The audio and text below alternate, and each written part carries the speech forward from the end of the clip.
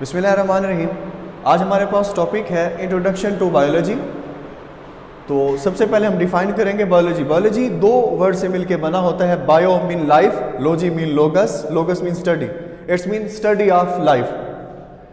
Biology जो word है सिर्फ लिविंग ऑर्गेनिज्म के लिए यूज़ नहीं होता, बल्कि इसको हम नॉन लिविंग ऑर्गेनिज्म के लिए भी यूज़ करते हैं। जैसे कि वाटर है, नॉन लिविंग है, तो हम कह सकते हैं कि biology is a relationship between living and non living organisms.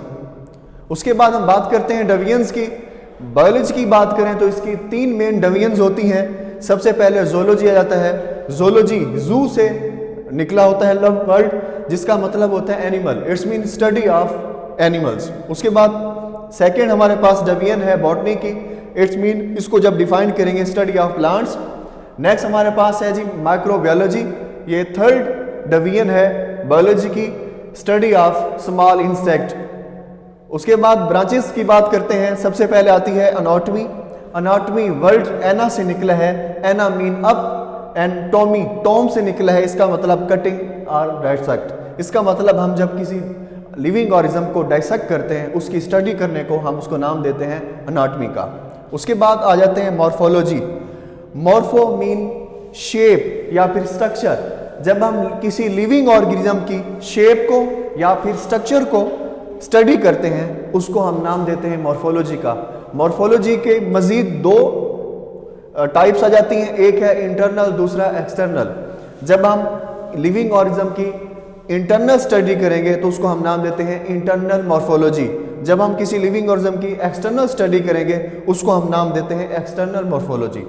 उसके बाद हम आ जाते हैं नेक्स्ट ब्रांच हमारे पास फिजियोलॉजी। फिजियोलॉजी जो वर्ड है वो फिजियो से निकला है। फिजियो का मतलब क्या होता है? फंक्शन। किस चीज़ का फंक्शन? Living organism. जैसे कि हम किसी ऑर्गन, अपने ऑर्गन की बात कर लेते हैं, हमारा लीवर है, स्टमक है, तो उसका जो फंक्शन है, उसके किसी ऑर्गन की फंक्शन के बारे में स्टडी करना, दैट इज़ फिजियोलॉजी।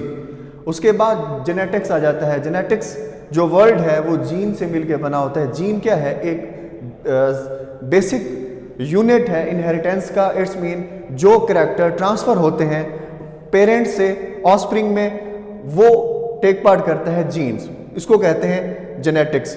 उसके बाद आ जाते हैं एंटोमोलॉजी। एंटोमोलॉजी का मतलब क्या होता है जी? Study of small insect. उसके बाद आ जाते हैं जी फार्माकोलॉजी। फार्मा जो वर्ड है वो है ड्रग से मिलकर बनाता है, it's mean study of drugs. उसके बाद एम्ब्रियोलॉजी पे आ जाते हैं, ये नेक्स्ट ब्रांच है। एम्ब्रियो का मतलब क्या होता है? एम्ब्रियो का मतलब होता है zygote, it's mean development and zygote का डेवलपमेंट करना किस में? एक न्यू इंडिविजुअल में, दैट इज एम्ब्रियोलॉजी। उसके बाद इन्वायरमेंटल बायोलॉजी। जो इन्वायरमेंटल बायोलॉजी है, इट्स मीन इसको जब डिफाइन करेंगे study of living organism and their surrounding environment, कि जी इन लिविंग ऑर्गेनिज्म का उसके सराउंडिंग इन्वायरमेंट के साथ जो रिलेशनशिप होता है, दैट इज इन्वायरमेंटल बायोलॉजी। उसके बाद आ जाते हैं next cell biology.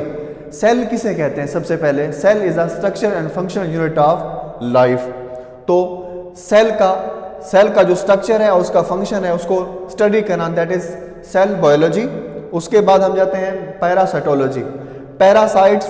Parasitology parasite से नाम होता है।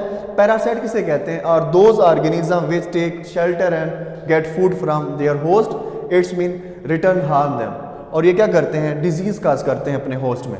उसके बाद इम्यूनोलॉजी पे आ जाते हैं, study of immunes and their defence system in living organism, that is immunology. उसके बाद टेक्सोनोमी। टेक्सोनोमी किसे कहते हैं? Taxonomy mean study of naming and classification of group of living organism into group and sub group, के भी living organism को group और सब ग्रुप में तकसीम करना, that is taxonomy. Palaeontology. Palaeontology जो है वो स्टडी ऑफ फॉसिल्स है, उसको कहते हैं palaeontology. Histology. Histo mean tissue.